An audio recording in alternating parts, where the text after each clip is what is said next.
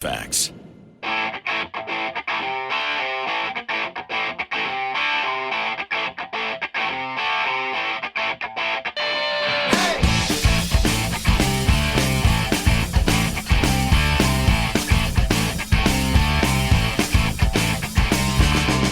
All right, it is a Friday, but it's not just a Friday. It's the last Friday for me before 2 weeks off. That's right, folks. I'm on vacation for 2 weeks, so it's the mail it in Friday. No, I'm not just kidding. It's not going to be that. Well, I'll give you my level best. Maybe not. Maybe a slight mail in. I don't know. I'll do my best, folks. But anyway, yes, indeed, it is a Friday. Thanks for tuning in and listening. We'll open the phone lines as we do each and every day between 11 and 12. One of the things that I'm going to ask you about is we are in the midst of a federal election. Who, when you're voting, when you're casting your ballot, are you voting? What are your intentions for the local candidate or for the leader? Because for some people, it's a combination of both, I suppose. But some people are conflicted because they love the local candidate but don't want to vote for the federal leader. Conversely, some people love the federal leader but don't want to vote for the local candidate.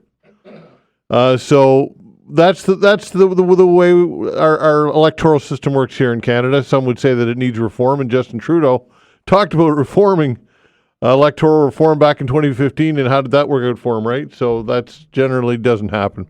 Usually the governing party is not going to be too concerned with electoral reform because that form of the election got them in power in the first place. So anyway, that's the question that I'm going to ask you, because right now a lot of people are debating the ballot box question, and that is how to deal with Donald Trump. And that, of course, would mean whether it be Pierre Poilievre or Mark Carney, or I suppose Jagmeet Singh, but let's face it, he's out of the race. But anyway, something that you can talk about.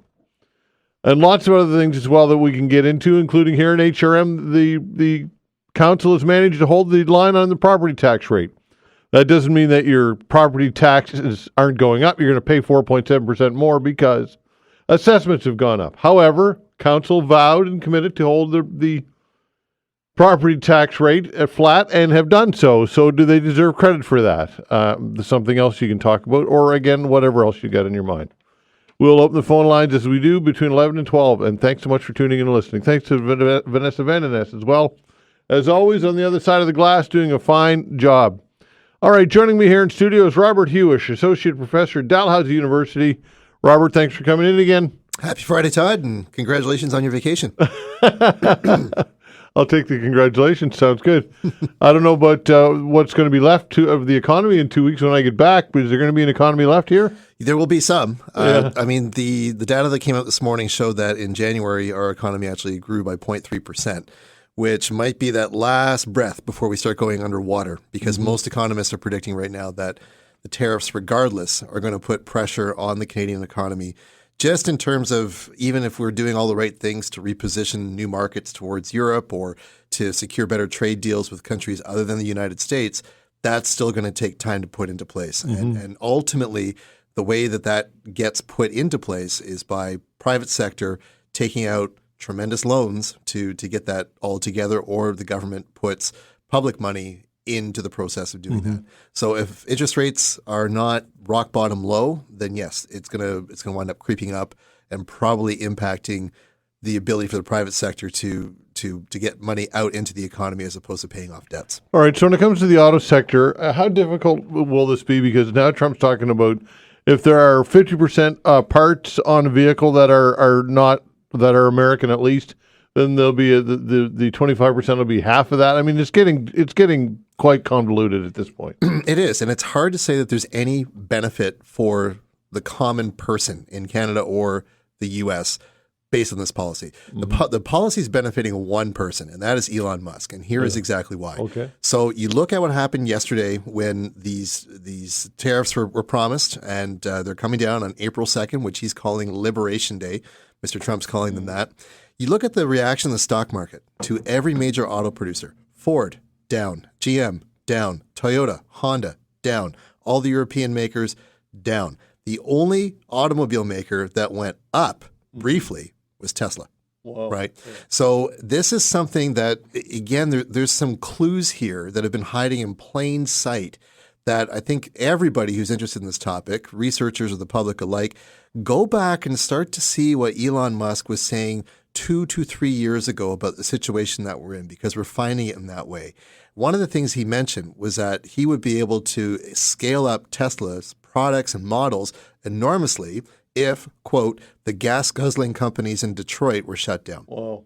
So this is a point where we have to ask ourselves, and again, history will inform us that if we're living in these times that are threatening our democratic rights and sort of business as usual, that we see that these radical ideas, these policies here really may be about shifting the entire way of doing business, not trying to reform something. It's not about, as some people say, there's two types of politicians. There's weavers and rippers.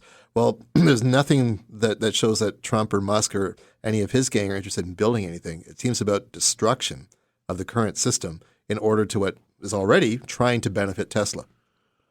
Well, why would Trump be so beholden to Musk in order to? I don't understand that, because to me that's not going to be advantageous to Donald Trump. It's only that. So why would Trump be so giving to this guy? I don't get it. It's crazy, and crazy is the right word to use. Yeah. As you say, if Musk is able to really create the influence in the White House that seemingly benefits his own interests. And again, don't forget, Todd, there's been lots of protests against Tesla dealerships across the country are getting graffitied and the whole thing.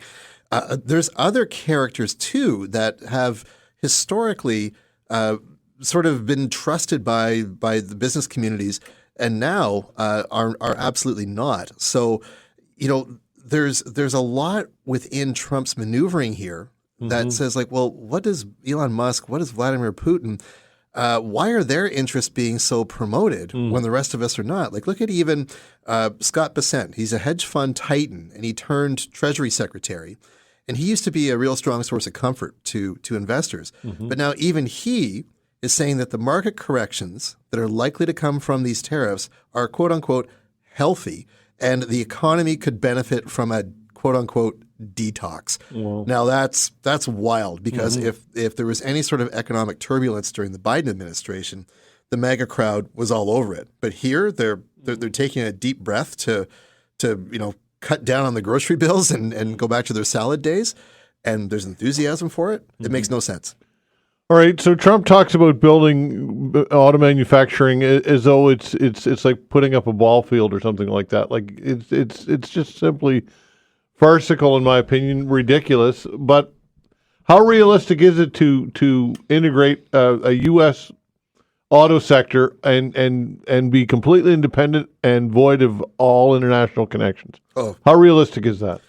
Not at all. Yeah. Okay, so the big thing to it, again, hiding in plain sight here, is that factories, when you put up a factory anywhere, it will likely depreciate after 20 years, right? At that point, it needs to have a refurbishment. It doesn't matter if you're building cars, widgets, whatever it is.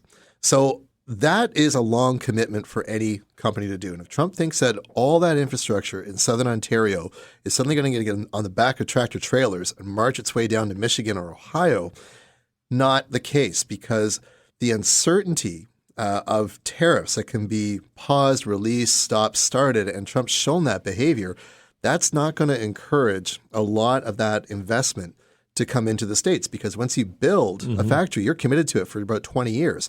So they last a long time, and building in one response to a tariff that could disappear at any moment is a complete gamble. The other thing is that even if you get the factory in the States, you might be able to manufacture a good, but all of your upstream products are still going to come from somewhere else, even if it's down to the raw materials. And that is under this tariff, guys. And the U.S. does not have the full capacity to get that. They need foreign inputs to make this go. So the four sectors that I think are probably going to take the biggest hit for, say, de-investment in the United States, it may actually be foreign car makers. So, Tesla might be the only ones, clapping its hands saying, oh, this is great.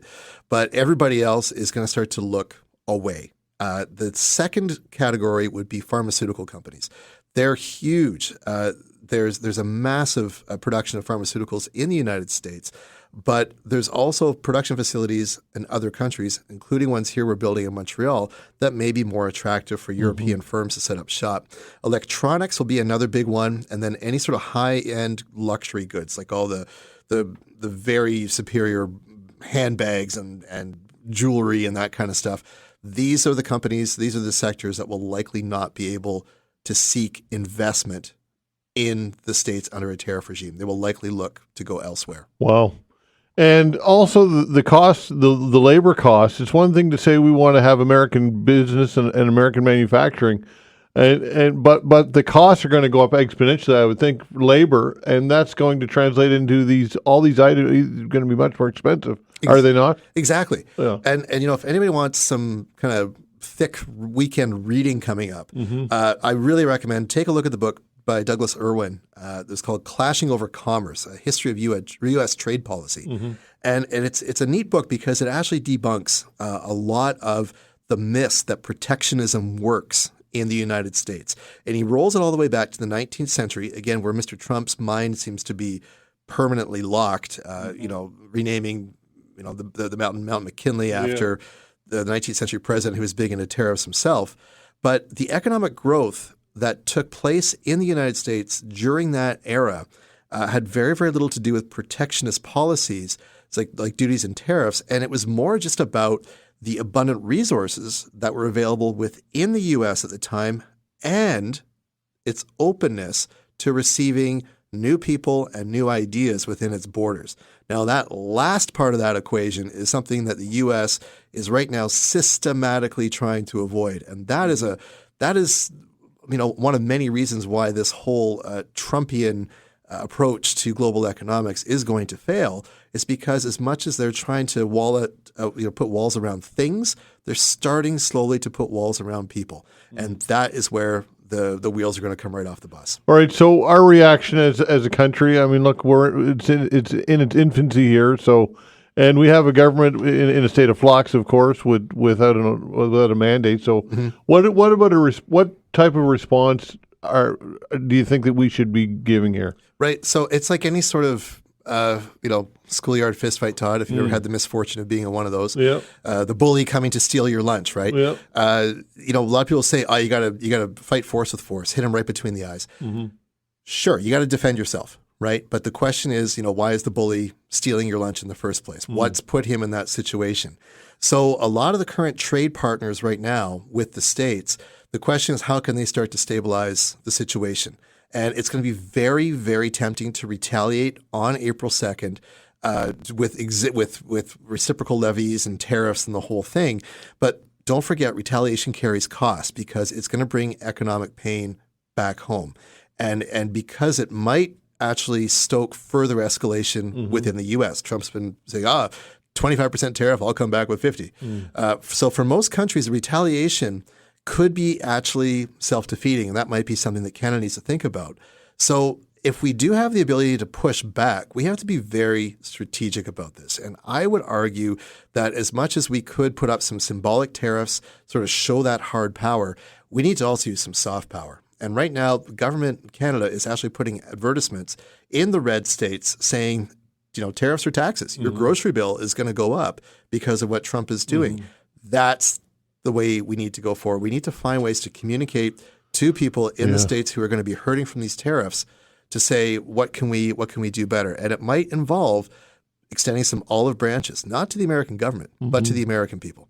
But the problem is that those people have been, and I'll use it. I don't know. I have to be careful. Conditioned, I will say, to not believe it. They'll call it propaganda, fake news, whatever. Right? Yeah, exactly. Yeah. So this is why you might need a bold step. And one idea that myself and a couple others have been working on is looking at areas of health and education. Two things that Americans are not very good at making accessible to each other. Could we get in a position where we actually invite Americans to come up to Canadian universities in particular programs like political science, like history, like the liberal arts, where they can come up here on domestic tuition rates, actually study these ideas, think about them for a little bit in a space where they're not worried about being persecuted. And also, that would actually fill up some empty class seats here in Canada. Could we go even further, though, Todd? And this, again, may not be popular right off the start. But think about the idea that you've got 1 in 2 bankruptcies in the States due to medical costs. 42% of people who have cancer diagnosis in the United States dig into their life savings to the point of pushing on bankruptcy. There's all sorts of underinsured and and procedures that people can't get in the States because of lacking insurance. Could we help them out? What would happen if, say, a province like Ontario or British Columbia were to give medical visas to Americans who can't pay their bills? Bring them up, do some testing, diagnostics, chemo, whatever it is, offer that to people in desperate need, and then go back. And so, yes, they might some media outlets might try to paint that as being socialist propaganda, but when someone actually gets health care, right? And the reminder is that, wait a second, Trump isn't actually taking care of our needs. Other people are. Yeah, the challenge with that, though, Robert, not to be naysayers, is that you're going to say we already get a healthcare crisis here in Canada. Absolutely. And we can't take care of what we've got. So that's the pushback, right? Absolutely. Yeah. And if only, it's not to say that we do it perfect, but we do have that value where compatriots are expected to show compassion to each other. Yeah, we don't feel good about letting people hit the floor hard and not have access to those essential cares. It might also be an invitation while we're restructuring our economy to invest in those key sectors as well. And what you just said paints a bleak picture with statistics, and this 51st state thing just goes to show how moronic that whole concept is. Oh, absolutely. Yeah. I mean, there's been many political scientists over the years that say that Canada is an ungovernable nation, right? We're just too complicated, too much geography, too many different histories coming together. You can't always get everybody on a single track until now, right? Now, as you even said, with the election coming up, when you've got parties like the Bloc Québécois sort of struggling to encourage sovereignty right now, that's a huge factor about how important some of the Canadian values are that we've got. And again, taking care of each other is one of the big things. So as much as we need to go elbows up, we need to really think about what our brand is, what it means to be in this country, and make sure those values are protected at all costs. Robert, always great. Thanks for coming in, my friend. Thanks, Todd. Robert Huish, Associate Professor at Dalhousie University. Hudson's Bay managers will get $3 million in bonuses, but workers get no severance. That when we come back.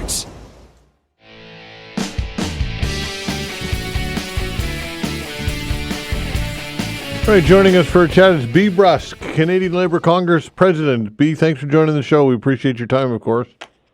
You're so welcome. Thanks for having me. All right, so I want to talk to you about the Hudson's Bay situation, but I guess kind of an overall before that, quite a time to be in your role, I'm sure, right, with no shortage of challenges facing labor here. Oh, my goodness, there's so much going on for workers in our country, of course, with tariff threats and workers worried about, affordability. Even before we got to tariff threats, there is not a shortage of work, that's for sure. All right. Any concerns? What's happening over in the United States might start to spill over here when it comes to the attack on what looks like the public sector? I mean, the public sector, we're talking 700,000 federal union workers in the U.S. who are being stripped of their right to collectively bargain a collective agreement. Just this morning that came out. And so it's extremely egregious. Every single worker should have the right to go to work with dignity and have respect in their workplace. And that means being able to actually sit down with your employer and negotiate the terms and conditions of your labor. And so, we're very worried about what's happening in the U.S. We are very worried about the impact that has in general as a chilling effect on the economy and on workers' rights. And we're worried about what the future holds for workers in our country. Yeah, absolutely. And the whole Doge thing, it's just unbelievable what's happening. I know we could talk about this all morning, but it's startling, really. It is, isn't it? It's unbelievable. And every single day, you're just waiting to see what the news thread is today. What's the latest tweet that's coming out of the White House that's creating chaos for workers, right? And people are rightfully very, very concerned in the U.S. We deal with our sister unions in the U.S., with our colleagues at the AFL-CIO who are at the forefront of fighting back against Doge, against all of these cuts, and, of course, fighting for workers' rights in the U.S. right now. Yeah. All right, let's shift gears and talk about Hudson's Bay. The managers are getting $3 million in bonuses. Workers are getting no severance at all. Egregious. I think we would all agree with that. It's outrageous that 121 senior management and executive folks who make many times more what the hourly wage worker is making at Hudson's Bay Company is going to be sharing $3 million, while those workers, many of which have worked for HBC for literally decades and they're close to retirement, will have no severance and no termination pay paid out to them. It is absolutely egregious, and it's not right in a country like Canada that you are giving a benefit to the most well-off while leaving everybody else out in the cold. Is there no legislation in place that could protect them? And might there be a court challenge here, or is there nothing to protect these workers? So there is no legislation that protects these particular workers. You may recall that a couple of years ago, our federal government passed Bill C-228, which is a Pension Protection Act in bankruptcy proceedings. That was after Sears and Nortel let go swaths of workers when they closed down, and those workers had their pensions substantially cut because everybody else at the front of the line got that money, including bonuses paid out to senior executives before the pension promise. These workers, my understanding is that their pension is fully funded, so hopefully they will not have an impact on their pension. But the reason why I raised this bill is because it does not come into effect until 2027, because for whatever reason, our parliamentarians felt the need to have a long runway for those protections. And that bill had the opportunity to also protect things like termination pay and severance pay, and politicians chose not to add that to that particular bill. So I would ask your listeners to really think about who they're voting for in this election, who's going to stand up for workers, and ask the people coming to your door, asking for their vote about what they are prepared to do to actually stand up for the average everyday person going to work every single day. All right, who might that person be? Any endorsements here? Well, I got to tell you that the NDP fought very hard to actually have this bill more completely include things like severance and termination pay. The other parties did not support that, and this is where we are at this moment in time. We need strong labor legislation in this country. Workers work really hard. Many workers are working 2 or 3 different jobs in order to pay the bills. And, they should not be left standing with empty hands at the end of their working career when something happens to their place of employment. Workers deserve respect. Okay, is it disheartening to see that the Jagmeet Singh, who, as you mentioned, has been out on certainly the most vocal when it comes to union support and labor support, is lagging so far behind in the polls? I think the reality is that everybody is thinking about Donald Trump and his tariffs, and they're thinking about we need a strong person to stand up to that, and we see the race coalescing between 2 parties at this moment in time. But it's early days yet. We still have 4 weeks in this election to go. Anything can happen, quite frankly. We haven't even had the debates as yet. And so I would ask your listeners to really think about who they need to support and what's in their best interest, and to ask the tough questions. How are you fixing the affordability crisis, and how long is it going to take? How are you making sure that we have good jobs in Canada, and what investments do we need? How are you going to make sure that we have strong public services that all of us across the country rely on, whether it's education, healthcare, all those services that we don't even think about that we access every single day? And ask those politicians asking for your vote what they're prepared to do for you and for your community. Bea, appreciate your time. Thanks so much. You're very welcome. Thank you. All right, take care. Bea Bruske, Canadian Labour Congress President. Our chat with Tim Powers when we come back.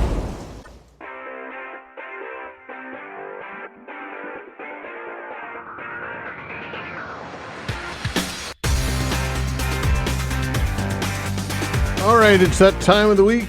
It's our time for our chat with Tim Powers, Summa Strategies, Abacus Data, friend of the show. Tim Powers, I'm on the cusp of a 2-week vacation, so I'm just barely holding it together right now, to be honest with you, bud. How are you? Well, listen, I love your new intro that it's live with Todd Veinotte, because if you were dead, you wouldn't be alive. I mean, I got some brilliant marketing there. I get it. I'm glad you're live, Todd Veinotte. Thanks, bud. Thanks for keeping it real. I appreciate that. All right. Have there been any, when it comes to this election campaign, have there been any moments where you've kind of sat up and said, that's what I'm looking for. That's the way to deal with this. That's the way to address the nation, or whatever, when it comes to any of these leaders? Is anybody standing out at all for you yet? Well, I would frame it sort of differently. I think Carney, because of Trump, is being given the opportunity to stand out. And that is probably not helping his opponents. Now, you can determine whether he's doing the right things or the wrong things, but because we live in this moment where unity is at the forefront, and the fact that Mark Carney, and we style, of course, you know, I know, and I think the listeners know, when they're campaigning their Liberal leader, but he got to go back into being Prime Minister yesterday, doing so again today, holding a First Ministers Conference, getting a lot of positive reinforcement from Doug Ford, who just went through an exercise like this as Premier of Ontario. So I think that is having an impact in helping the Liberals maintain the lead that they have now, because it's hard for Pierre Poilievre or Jagmeet Singh or whomever else to get themselves into a debate when that happens, because when Trump speaks, it becomes about how the government of Canada is responding. And in these sorts of circumstances, I think Canadians are inclined, because they're so angry with Trump, to give the government the benefit of the doubt. So that would be the one thing. It was predictable that it would happen. It is happening. And I think, as you've seen, there's been some different news reports to suggest that there's a little bit of anxiety, if not panic, in certain parts of the federal conservative campaign. All right, so the Conservatives, because of the polling numbers, of which you, of course, in Abacus Data do a fine job delivering information to us Canadians on this stuff, but the talk from the Conservatives is like, this is similar to what happened in the States. Polls aren't accurately reflecting what's going on. There's a huge upswell of people attending Conservative gatherings and all this stuff. So what are may the polls not be truly reflective, I guess, is the question. I would look, the polls are never perfect, but with this stuff, you look at trends, right? And every major polling firm is generally aligned right now. I mean, the magnitude varies. I mean, some have the Liberals with a 15-point lead. I don't believe that. We have them with a 1-point lead, others with a 4 or 5-point lead. I would say this about the crowds. Be mindful of the fact that Conservatives are really good at on-the-ground politics, and they understand the value of having a room full of people. So don't discount the fact that they have big crowds, but don't overvalue it either. It is very much like a campaign ad. People are brought in from different ridings to help present the visual there. So like everything else, if you're just the average person trying to figure this out, be mindful that there's some politicking that's going on there. So yeah, if you don't believe me, believe the former Chief of Staff Ian Brodie to Prime Minister Stephen Harper, who said on Twitter the other day, hey, don't read more into those crowds than you should. But look, I think it was a picture of Sir Wa PEI the other night, where there were 5,000 people there apparently for Peter Poilievre. That's impressive in Atlantic Canada. Don't dismiss it, but also don't overvalue what would be my caution with that. Okay. Also, I'm hearing that the polling numbers are, when it comes to Liberal support, are largely seniors, I guess, age cohort, ours and up. We'll throw ourselves in that cohort now. Is that true? They don't put us into seniors yet, buddy. We may get a discount at Shoppers, but we aren't getting the pension, my friend. That's right. Well, that said, though, is that true? Is it mainly older people supporting Liberals right now? Yes, but I would add this caveat that I'll go back to our data from the other day. So Poilievre, you will remember, because we talked a lot about it in the last 2 years, Poilievre really cut into and found a chord with younger voters, so millennials and Gen Zs. He still, in some of our data, he still has a lead there, but it's being cut down. That's not good for him. He needs to connect with them, because it was those groups of voters who really resonated with his message about being left out and not having a chance in the future. Women are also, whether they're seniors or not, are not helping Poilievre at the moment. Angus Reid, I think, described it in a way that I found helpful. For those people, according to their data and the way they asked it, who see the Trump issue as the most important one and his threat to Canada in whatever way they define it, they're going heavily to the Liberals. And they're the people who are coming back to the Liberals.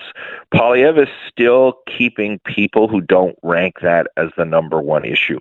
So he's got, a bit of a dance to do there of acknowledging the whole issue of Trump and the threat, while at the same time connecting with people who still feel their lot in life is not what it should be. But I go back to the point I made at the beginning. It's really hard to do when all we do is talk about Donald Trump most days on this campaign. Right, and Poilievre is running into the challenge of a lot of his messaging is reflective of what Donald Trump has said, and I'll give you an example. Yep.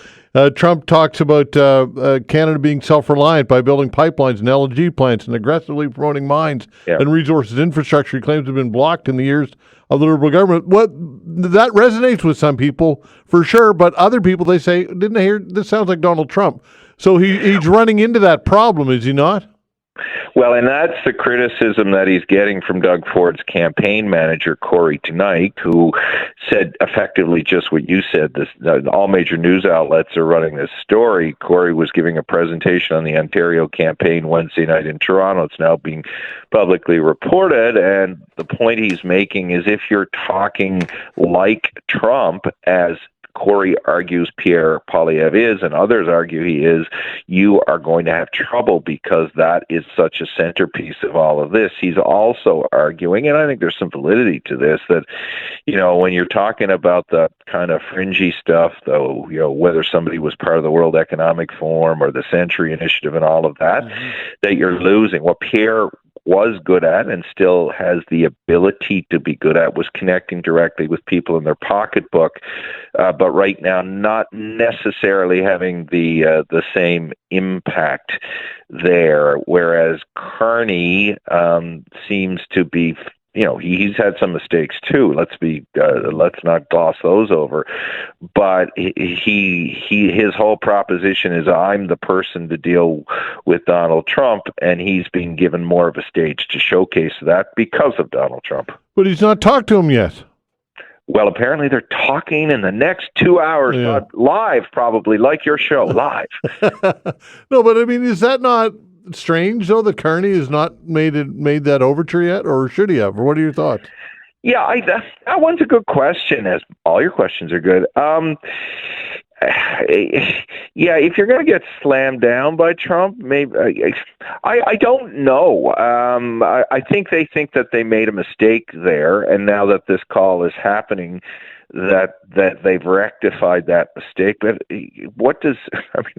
we've had a lot of Canadians talk to Trump. It never seems to matter because he's all over the friggin' place. I mean, that news conference the other night when he was talking about tariffs, I was on with David Cochran on CBC at the time, and then he started talking about whales. So, I mean, yeah, I guess you should talk to him, but I'm not sure what talking does with the man who changes his mind every 5 seconds. But I think maybe you're right. Canadians do expect some dialogue. Okay, Mark Carney and his delivery of information, it needs some work, in my opinion. And look, we all have our crutches and our hiccups, but he's got a horrible case of the ums. And he's got to get over that. What are your thoughts? Yeah, I think so, but I think I don't disagree with that. But I think what I was thinking about this last night, I think what people are seeing, despite the delivery challenges, what they're seeing in Carney, if you can accept this theory, is a bit of the Stephen Harper kind of figure. More serious, got the gray hair, not super exciting. But I think that, with his delivery improvements needed, is actually working for him. Now, polls seem to suggest that it is. They're not looking for the performative Justin Trump or the very polished political marketing machine that is Pierre Poilievre right now. I think Carney's authenticity, with all of its challenges, is helping him. That may change, but right now it's probably helping him.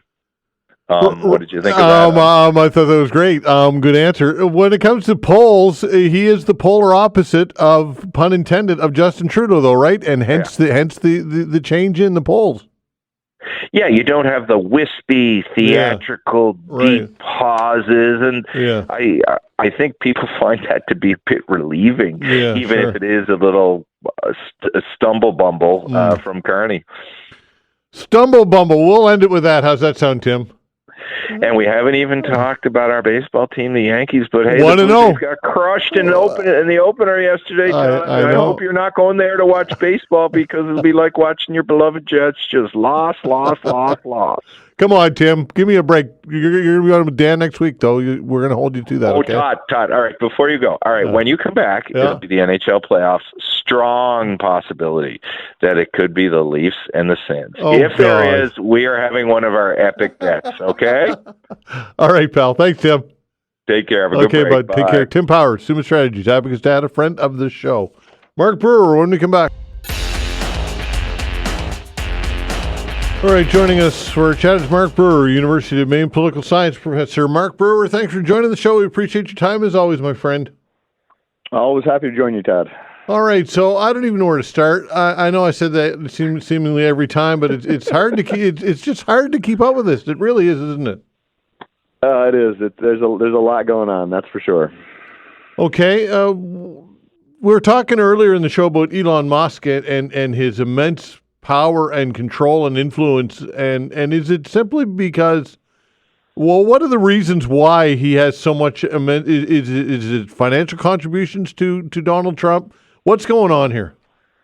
That's a good question. I'm sure that the huge amount of money that Musk donated for the president's 2024 campaign, and he's now still bankrolling TV ads in support of the president right now, I'm sure that has a big part of this, but I've been asking myself the same question. I can't imagine it's just that, right? I think for whatever reason, Trump seems to genuinely like Musk, and I think he's finding him useful. I think that he's what Musk is doing is he's become the face of a lot of these cuts at bureaucratic and administrative agencies, and in some ways it takes the heat off of Trump for it, right? I mean, if people are seeing this and they're blaming Musk, and Musk's popularity is going down, they're less likely to blame Trump. So I think that to a certain extent, so far at least, Musk has proven to be useful to Trump, and so that, along with the financial element and the fact that Trump genuinely seems to like Musk,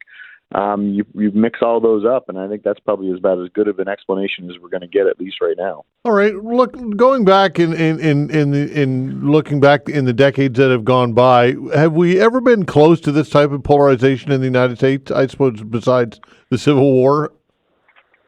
Yeah, I was going to say you have to exclude 1861 to 65 when we actually did go to war over something. So I'd exclude that period. I often in the past, right, as polarization has ratcheted up over the last 30 years, I've often pointed to two other periods when people have asked a question like this. I'll say, well, you need to look at, the 1790s after Washington decided he wasn't going to serve a third term, and look at the tension between supporters of Thomas Jefferson on one hand and John Adams on the other. We were pretty polarized then. And then also, the period from, say, the 1880s through the 19-teens was a pretty polarized period in American politics. And I would often say that maybe the polarization was higher then. I'm not sure I can say that anymore. I think obviously we don't have very good measures of polarization for those two periods. So you really can't say anything with using any kind of empirical data. But I think I've reached the point now where I would say, excluding the Civil War period, this is probably the most polarized American politics and society has ever been. Okay, is J.D. Vance is he the heir apparent?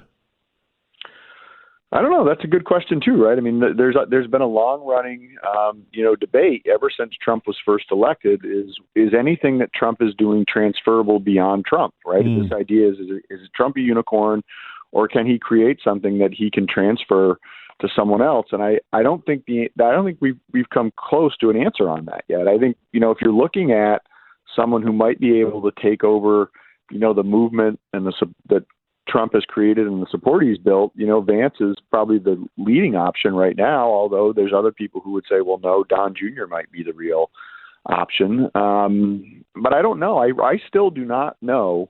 And I don't have any real clear opinion on whether what Trump has done is transferable. It might not be. Okay, executive orders. Is Trump, when it comes to an executive order, are all of these or any of these vetted or are they unconstitutional as I'm hearing? And what can you tell us about that? Well, I don't know anything about the Trump administration vetting process, so I can't speak to that at all. I mean, previous administrations, generally before a president has issued an executive order, cabinet level folks will vet it as appropriate. Usually, the president's legal advisors will vet it. There's usually lots of vetting that goes on. I'm guessing that Trump's vetting is not nearly as robust, maybe as some previous administrations, but I don't know that. That's just speculation. Yeah. In terms of are they constitutional, I think that's a more interesting and in many ways more important matter. And I read a piece earlier this week, and again, my apologies, I can't remember the person's name who wrote it or who was being interviewed, but they characterized the executive orders into three different categories. Those that are probably okay, they're pushing the limits, but they're probably constitutional. A second group where it's a real gray area. It could go either way, and it's ambiguous as to whether they're constitutional or not. And then there's a third set, which are clearly unconstitutional, and anybody could see that on its face. And I think that's right. Every time Trump issues a new order, and I'll also say here, I'm setting aside the ones that are, there's maybe a fourth category that's purely performative, right? They don't really do anything policy-wise. It's essentially Trump making a statement, right? So I'm setting those aside. Mm-hmm. But of the other ones, I think putting them into those three buckets is probably a pretty good way of looking at it. Like, okay, these are constitutional, they're controversial, and they're pushing the envelope, but he's probably okay here. A second group, which is, I don't know, we're into uncharted territory. And then a third group of this is blatantly unconstitutional. Okay, Donald Trump took his most consequential action against the Federal Employees Union late yesterday, signing another executive order aimed at ending collective bargaining for government employees whose work include national security aspects. This can't be constitutional, can it? I mean, I don't know much about your Constitution, but I just think that this can't be. It's not constitutional under current Supreme Court precedent, right? I mean, that one I think you would put in that bucket, the third bucket, is clearly unconstitutional, but in some cases, that Trump is making these orders going clearly against what the established precedent is in the hope that this eventually reaches the Supreme Court and the Supreme Court changes the precedent, right? Because a lot of these things that we're saying, oh, this is constitutional or it's unconstitutional, are because of Supreme Court precedent. It's not clear in the Constitution. It's the Supreme Court has said, well, the Constitution requires this in this situation. And so that precedent rules. And lower courts have to follow that, and state courts have to follow it, but the Supreme Court is not bound to respect existing precedent. If they want to change precedent, they're free to do so. Okay, here's an email question from Doug, almost out of time, but I'll ask you. This is, can you ask your guest if it's possible for Trump to change the rules so he can serve more terms? Again, by the Constitution as it currently stands, no. You could, of course, always amend the Constitution to get around the 22nd Amendment. There is a constitutional amendment to do that, has been proposed in the House of Representatives. It will not go through. There's not enough support for that to go through. So it's not going to happen that way. So legally, by statute or by Constitution, there's no way for Trump to currently do this. What happens if he declares a state of emergency and says, well, I'm also, as part of this state of emergency, we are suspending the upcoming election, and I'm going to continue to hold office until we're able to safely have an election? I mean, I don't know what happens then. I mean, that's not something I really want to think about. All right. Okay. Mark, always great. Appreciate it, my friend. Thank you. All right. Sounds good, Todd. All right. Take care. Mark Brewer, University of Maine. Now we've got some time for you. What is on your mind? Give us a call at 902-405-6000, an open hour when we come back. Thanks.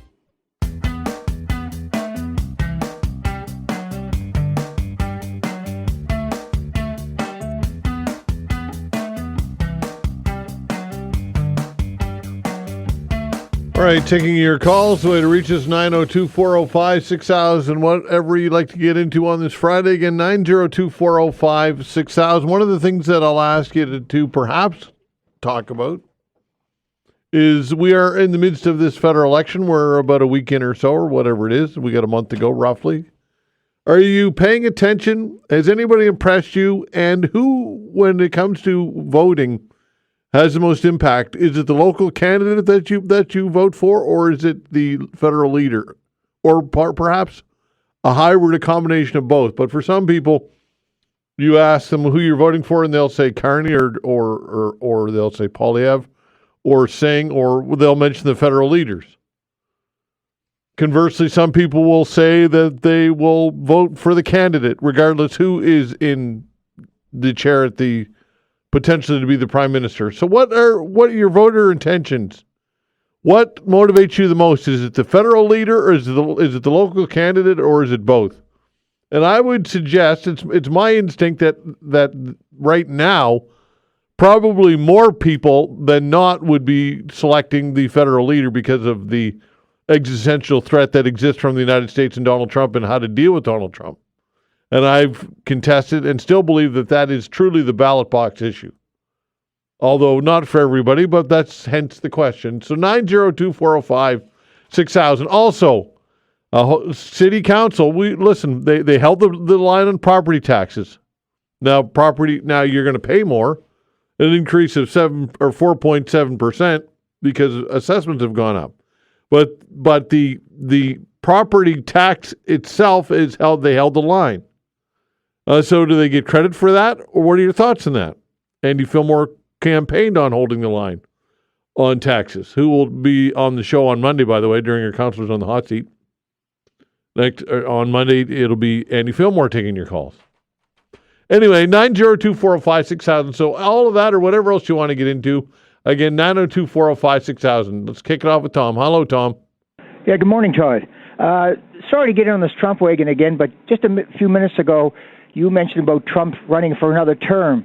And when he was running for president, one of his speeches was to the people, he said, this might be the last time you have to vote. Mm-hmm. And the news didn't pick up on that, but I did, and it sounded to me like he plans on running for good like Putin. So I don't know. It was a strange thing for him to say, and nobody seemed to pick up on it. Todd, well, people picked up on it because I heard about it and people talked about it. But I think like a lot of things with Donald Trump, I think things just come to the top of his mind and he spews it out of his mouth and doesn't give it a lot of thought. You're right. Okay, Todd, I won't keep you. Just want to let you know that. Okay, pal. Thanks for the call. 902-405-6000. Keith, hello. Hi, good morning. How are you? I'm well, you? I'm well, thank you. Just on your first topic, I'm calling about the Made in Canada, product of Canada, but I vote for the local candidate, based on his ability. And his number one ability is to knock on my front door. Okay. A lot of candidates don't even bother coming to the house anymore. But anyways, get to the Made in Canada, product of Canada. I've done a survey of all these grocery stores, in particular this one, Sobeys, that has put the maple leaf beside their price tag to indicate that it's Canadian product. I've researched Sobeys compliments, and they have prepared by and imported. Mm-hmm. None of them are Canadian-made products. I've called Kraft Heinz, the 1-800 number, to ask about their products that have imported on it, to ask where they're imported from. Mm-hmm. And I ended up in Pennsylvania, not even in Canada, and they researched the product code and told me that it's made in the United States. Mm.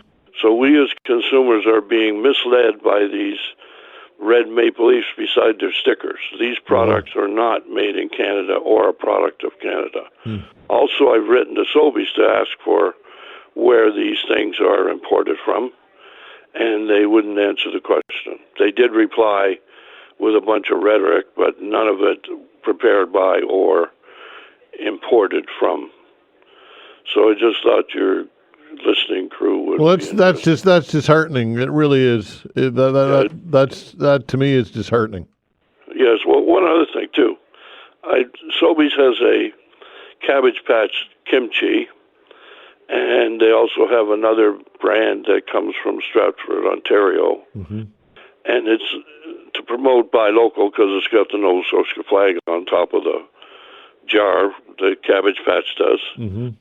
Sobeys is charging $3 a jar more for that than they are for the competition. So buy local seems to me to be well as the compliments. In my opinion, a cash grab using Buy Canada with the maple. Well, I would hope not. Sad to say that potentially people might exploit that, but nothing would surprise me at this point, Keith. No, I know, and like you, it's disheartening. Yeah. Okay, Keith. Thanks for the info. Good info. Thank you, pal. Have a great day. Bye. All right, take care. 902-405-6000. Colin, hello. Hey, Todd. How's it going? What's going well, you? Not too bad, thanks. Just calling with a kind of voice and opinion here. It's kind of hard to believe that people think a man with an Irish citizenship that does his taxes in Bermuda and moves Canadian jobs to the United States is the right choice for Canada. Okay, so based on that, not an endorsement for Mark Carney, I'm guessing, Colin? Not whatsoever. And to be honest with you, something's not adding up here. You're getting 4,000 people in Stony Creek community in Hamilton at a Pierre rally. You're getting 6,000 people yesterday in Surrey, BC at a rally. They want to make it all about Trump. But this election's stacking up to be everyday workers, average Canadians and young adults versus the lefty boomers. Those who are falling behind and struggling to see a future, and those who don't want to, that are rattling their comfort zones. All right, so what is Poilievre saying that's resonating with you? Our economy is absolutely trash right now. It's been trash. I'm mid-30s right now. We have young kids. I'm struggling to see a future for them. I don't know what this world's going to become. So how is Poilievre the answer? And I'm not being argumentative. I'm just trying to get your mindset here. How is Poilievre going to deal with all of that? Why is he resonating with a 35-year-old like you struggling? All of his platform, it's very economical based. We literally live in a country that has the most natural resources in this world. We should be the richest country in this world, prospering. Our people should be thriving, and yet we're not. And why are we not? Is it because we've not utilized that? Most definitely, we've not utilized that whatsoever. You look at the country in the last 10 years. We haven't had 1 year of GDP growth in this last 10 years. We're falling behind. Okay, Colin, appreciate your time. Thanks for the call, pal. Thanks, Todd. Enjoy the weekend. All right, take care. 902-405-6000. Hi, Chris.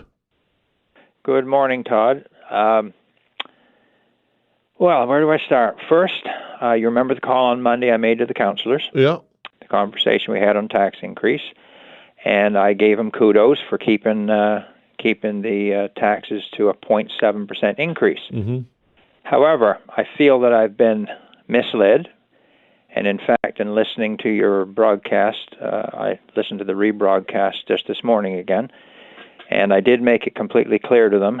The councillors, in fact, indicated on more than two occasions that the 0.7% increase was the dollar increase we would be paying. No mention of rate. And when I questioned them on the fact that in order to achieve that, they would have, given the assessment increase, they would have had to cut the rate. And they said yes. So where the hell does a 4.7 come? I'm retracting my kudos that I gave them for doing a good job, because they, in my opinion, have not done a good job. They certainly were not transparent in telling me and you and the other people listening on your show that there was a 4.7% increase coming. They steadfastly said it was 0.7%, and that was the dollar increase, not the rate, but it was the dollar increase. And if anybody out there listening is thinking, no, Chris is wrong, they did say that, please do yourself a favor, go to Todd's show online, listen to Monday's show. It's very easy to find. Take you 5 minutes, and you're there and listen and done. And you'll see that I questioned them, and I was quite specific about it. Mm-hmm. And as a matter of fact, I spoke with one of the counselors this morning before calling your show, and I'm not going to say which one, but one of the two that you had on, and she denied that they had said that it was the 0.7% based on actual dollars, that they all along were quite clear that they were talking about the rate. That is complete BS. It leads me to one of two conclusions. Either they were blatantly lying to me or misleading me, which I'd hate to think that. Mm-hmm. More likely is that, do they really understand what the hell they're doing and what they're debating and deliberating down there? I just don't get it. They don't seem to be in touch with the mathematics behind the whole situation and the process. Do you recall the conversation very well? I know you talked to so many people. Yeah, not really. I mean, ultimately, they managed to keep the tax rate flat for the upcoming fiscal year at 0.77 per $100 of assessment. So, so you feel as though that's where the confusion lied? No, what I feel is that, well, they did not tell me and your listeners on Monday that the 0.7% increase in our taxes, that's what they told us, right? Yeah. 0.7% increase in the actual dollar amount of taxes paid. I was quite clear. It's quite clear on your playback. Anybody can listen to it. And did we get a bait and switch thing saying, look, we'll keep the rate flat and most people won't know the difference? I don't know what they're trying, if there's a game being played or whatever the case might be. Yeah. But I don't give a damn what you set your rate at. You have to factor in the assessment increase. Suppose that the assessment increase had been 20%, and they said, didn't we do a great job? We kept the rate exactly the same. Well, we still have a 20% increase in our property taxes. Yeah. We don't care, Todd. I'm speaking for everybody now, maybe I shouldn't, but generally as speaking, I don't think taxpayers really give a damn where the rate is or where the assessment is. It's the bill that they get that's important to them. How many friggin' dollars am I paying for this stuff? And in this day and age, with everything going on, notwithstanding that I feel that we were misled on the 0.7% deal, grossly misled, I think that a 4.7, rounded up to 5% increase, given the increases you've had the last few years, is unacceptable. Okay, Chris, appreciate your call. Thanks, pal. Thank you, Todd. All right, take care. 902-405-6000. We'll continue with your calls when we come back. All right, continuing with your calls, 902-405-6000. Darren wanted to jump in on this and talk about Chris's comments, so I thought I'd get you right on. Darren, go ahead. Oh, hi, thanks. That was quick. Yeah, well, like I said, because I wanted you're responding to Chris, so I wanted to get you on right away. Well, when people say your property taxes your assessment goes up 20%, your taxes do not go up 20%. Your taxes are based on the capped assessment. The capped assessment goes up every year based on the Nova Scotia inflation rate. Yes. So if last year it was 2.2%, your cap goes up 2.2%, and that's what your tax is based on. When you're talking about the dollar amount, I think what they meant is because the municipalities have their budgets and they find out what money they need, and then they divide it by all of the capped assessments. So that number changes. So if it's 0.77, that's what they need to meet their budget because they break even every year. So he was saying this 0.77% is the dollar amount. A percent can't be a dollar amount. Exactly. Two different things. That's right. Yeah, that was where the confusion lied. It would equal the dollar amount. Yeah. Like that's how you figure out the dollar amount. Exactly. No, I think you're exactly right. Remember that it's on the capped assessment, not if you move or in the second year, the cap gets put in the second year after you buy a new home. But if you don't move and your assessment's going up 10%, 20%, 30%, that means it appears to the public that the value of your home keeps going up. But what you pay taxes on is the capped amount. And everybody forgets that and they freak out every year. But if you're not moving, you don't have to worry about it. Yeah. No, that's a good point. Fair points. Thanks, Darren. Okay, bye. Okay, take care. 902-405-6000. That is the way to reach us. Hey, Rick, what's going on, man? Oh, not too much, just living the big life as a retiree. There you go. Hey, it's going to be like that for you next week. That's right. That's right. I'll be living the retired life next week. Yeah. Well, look, I was just doing some research regarding the resources of different countries in the world, and there are a couple of charts. They're all basically the same. And this is the way it's rated, and this is in trillions of dollars, okay, in potential resources. And on top, way on top, is Russia at $75 trillion. After that, it's the United States at, I think, $45 trillion. Then it's Saudi Arabia, and that's all oil. It's $35 trillion. And just $1 trillion less than that is Canada. So we're number 4 in the world in terms of resources. The one difference is between Canada and Saudi Arabia, even though they're slightly ahead of us, is that we have a bunch of other things besides oil and gas. So my perspective on that would be the United States is only a little bit ahead of us, and the idea of using our natural resources to get us out of debt and to remove some of the dependence on the United States is a valid idea and should be pursued with all speed. Well, certainly Pierre Poilievre, that's his message, and he's not mincing any words about it, right? He's saying that's exactly that. Yeah, I guess. I mean, but just, if we didn't have any natural resources, then he'd be, blowing smoke. But we actually do. And, we have that, we have the potash, we have uranium, we have oil and gas, and farming. Yeah. Those are, the big 5. So anyway, just a thought in that regard. If we want to protect ourselves against, this or further American administrations in terms of trade, we better get on the wagon right away. Yeah, well, getting those products to market is another challenge, and that requires infrastructure, and then the pipeline debate in Quebec and all that comes into play also, right? Well, I bet you the Americans would let us bypass Quebec. There you go. Just a bit, yeah. Okay, thanks, Rick. Okay, bye. Thanks, Rick. Take care. 902-405-6000. Shelley, hello. Hi, Shelley. Are you there? Okay, I'll put Shelley on hold and go back to her. 902-405-6000. Hi, Gary.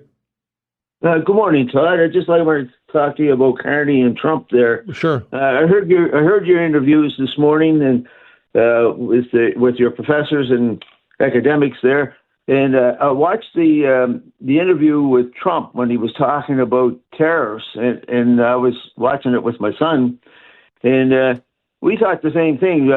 Trump was all over the map, going from tariffs to whales to whatever popped into his head. And there was also comments made about in your interviews about how Carney is not he has word whiskers that bother some people, but he has a lot more to say with fewer words than Trudeau ever did. And I watched the latest one where Trump was talking about how he was going to increase the tariffs if Canada and the EU ganged up on America economically, and Trump and Carney just simply said, "Well, duly noted," and but Canada does not take direction from Trump, which I thought was strong language and few words. And as far as I'm concerned, Carney did the absolute right thing by not going down to the States like Trudeau did, and the rest of his gang that went down there, and they got laughed at by Trump and ridiculed. And by turning his back on Trump, Carney went to the EU and had productive meetings with them over there. He's well respected there, and as we see, Trump has now reached out to Carney. Whether Trump will turn that around or not in his own news media, that remains to be seen. But I think that Carney did the absolute right thing by ignoring Trump, and I just hope he doesn't cave into him like Trudeau does. All right. So those who are saying that he's afraid of Trump, you don't believe that? No. I think that Carney is more calculated. He's educated, and he knows exactly what he's doing, as far as I'm concerned.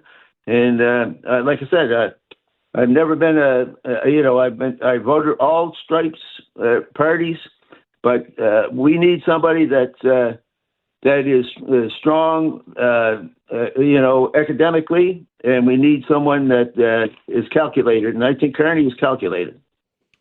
Okay, thanks, Gary. Appreciate the call, Tal. Take care.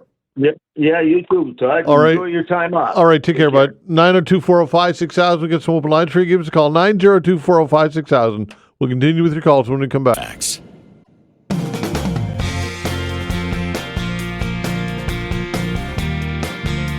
Continuing with your calls, the way to reach us is 902-405-6000. Before we go back to the phones, a quick email from Gary. Gary says, your caller, Chris, is clearly accurate on with his understanding what the councillor said about the tax increase. The statement to Chris during the last councillor session was homeowners would pay a 0.77% increase in property taxes, full stop.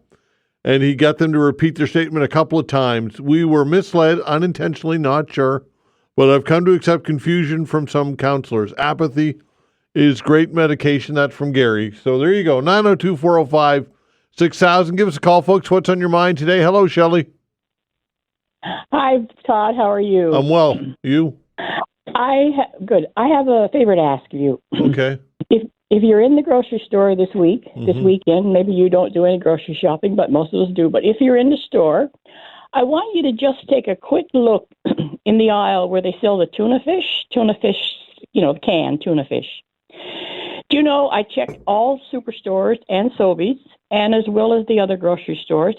Do you know there is not a can of tuna to be bought in any store? And they have a variety of about 25 different selections. Not one can of tuna that isn't produced in Thailand or Vietnam. Now, I brought this to the attention of the superstore manager, and he was shocked, actually. He came over, and I show us, this is terrible. So he started pulling a few cans off the shelf. Every one he looked at, he said, yep, Thailand. Now, the issue here is two issues. I don't watch a lot of television, but every now and again I'll catch Marketplace on CBC, and I have a little bit of faith in Marketplace because their research is done by the CBC journalists, so I think there's some factual knowledge there. They sent in a crew to the plants in Vietnam or Thailand, wherever it was, and what they discovered is that these plants are using the runoff water from their sewage plants to clean their factories, and this is what our tuna fish is coming from. So I mentioned this to the store manager, and he just nodded his head. And I said, the issue here is we have fishermen here in Nova Scotia, 5 kilometers down the road from this store. They cannot sell their products. So I have to purchase a can of tuna from Vietnam. I said, why don't somebody say, well, let's put a production plant here, like a fish plant, produce our own tuna. Mm-hmm. Anyway, he was rather shocked, and he said he would look into it. But I want you to, when you go in the store again, take a look, and you'll be surprised. Okay, Shelley, thanks for the info. Appreciate it. Thank you. All right, take care. 902-405-6000. We often hear this question, why don't people create manufacturing plants here in Nova Scotia and in Canada? And the answer generally is that it doesn't there's no business plan for it, or they would. That's the challenge with local is that, and listen, I'm all for local and local production and local shopping and supporting local. But you have what they call an economy of scale. And if you don't have a large enough base of people, a population, to buy your product, it doesn't make sense. It's like Irving Oil and saying, well, let's produce gasoline for our own, and we do produce gasoline, of course, which is sold here in the Maritimes. But that's not where the Irving makes the bulk of their money. They make the bulk of their money on the eastern seaboard down into Maine and then into the more populated states. The same as Alberta oil, same thing. That's where they ship their oil because that's where the economy of scale is, where they can scale things up and make the most money. So nobody's going to build a tuna plant or a processing plant in Nova Scotia if there's not a business plan for it and there's not enough people and domestically to support that. 902-405-6000, that's the way to reach us. Hello, Ed. Hey, Todd, how you doing today? I'm well, you? Good, thanks. Hey, but I just want to bring some reality back to this political conversation with Mark Carney. Yeah. Hear a lot of conservatives, people calling in, vast majority, saying, oh, Poilievre's going to win and stuff. I don't know if it was you or Dan who was on the radio the Friday before the municipal election. I think that week earlier, I may have been one of maybe two people who said they're voting for Andy Fillmore. On that Friday before the municipal election, Todd, on your show, 7 people called in. And if anybody listened to that show, they would have thought that the mayor of Halifax the next day was going to be Jim Hoskins. Yeah, for sure. So I'm just giving you a reality right now. Like, I hear all these conservatives saying they're going to win. The most people I'm talking with around my neighborhood, the average middle-class person, are leaning Carney. And I think you see that in the polls. So just trying to bring things back to life here a little bit. Yeah, listen, I've never professed to suggest that the opinions expressed on this show are an accurate reflection on what the general populace is. I get it. We skew a certain way, and demographics, and people who call talk shows are not an accurate representation. But it does mean something. It is some temperature as to how people are feeling. Would you not agree, Ed? Well, to a certain degree, but Jim Hoskins was never going to be the mayor of Halifax. No, I understand that. I get that. When I listened to the show that day, you can go back and listen to it. Every single caller that day, there were 7 of them that said they're going for Jim. Yeah. You would have thought Jim Hoskins was going to be the mayor of Halifax. So I'm just saying, like, people, I don't know, I guess people who are voting a certain way, maybe the majority are not calling in and stuff. So, but I mean, yeah, you know, that's how things go and stuff. I just find like the Conservatives are in panic mode now, and I'm not sure if you saw last night it was a Conservative poll done in Ontario. Liberals at 48%, Conservatives at 33%. That's an internal Conservative poll. Thought if that is accurate, and again, I've always said a week or two, a month as an attorney in politics, so much can still change between now and an election day, and maybe maybe the Liberals are peaking too soon.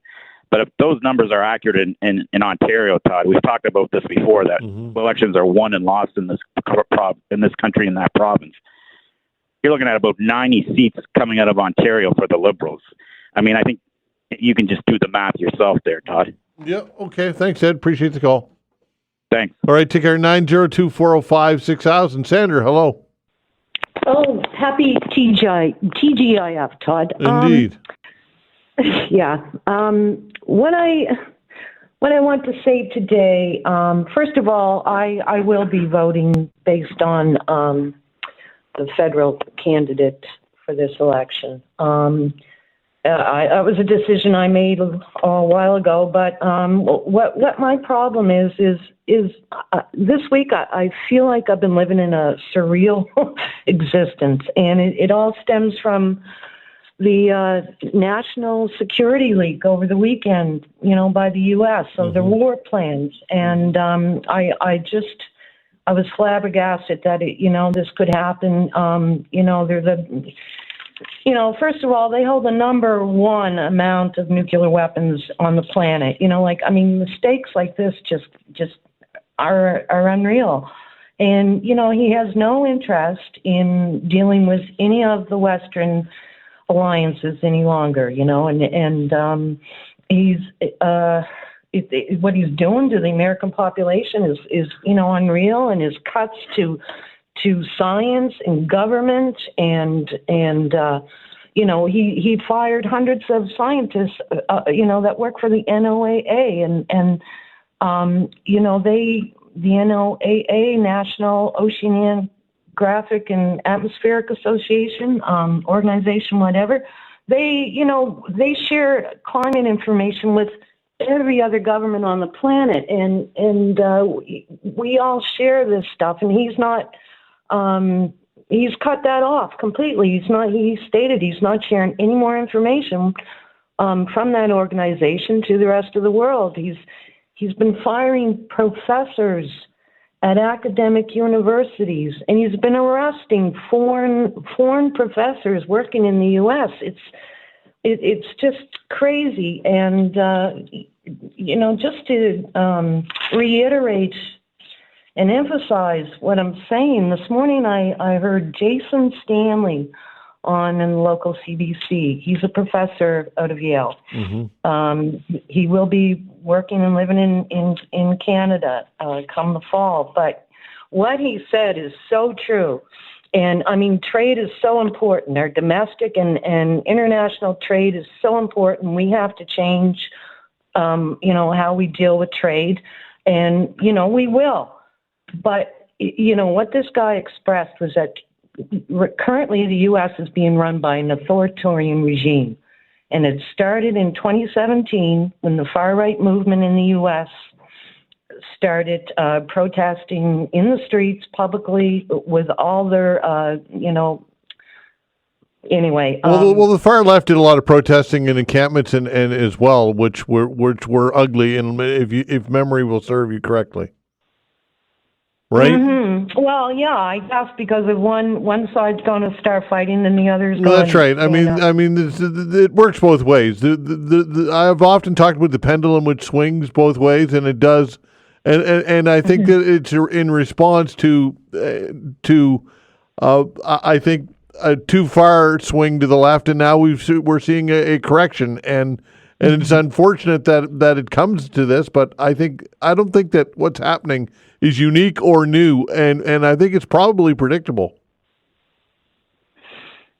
Well, it is now.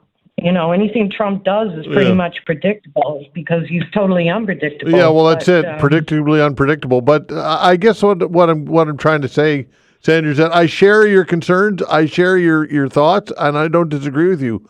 But what I will say is that if you go back and look at some of the leftist extreme left policies, you're going to get pushback from that, and eventually you're going to see this. So This is why I've often said that being a centrist, in the middle of the spectrum, to me is my happy place. That's where I like to exist, and I think that's always been the secret sauce. Not always been, it has been in the past, the secret sauce for Canada, and that's why Mark Carney is trying to move the Liberals back to the center of the spectrum, because that, to me, is of the most effective form of government, is a centrist government.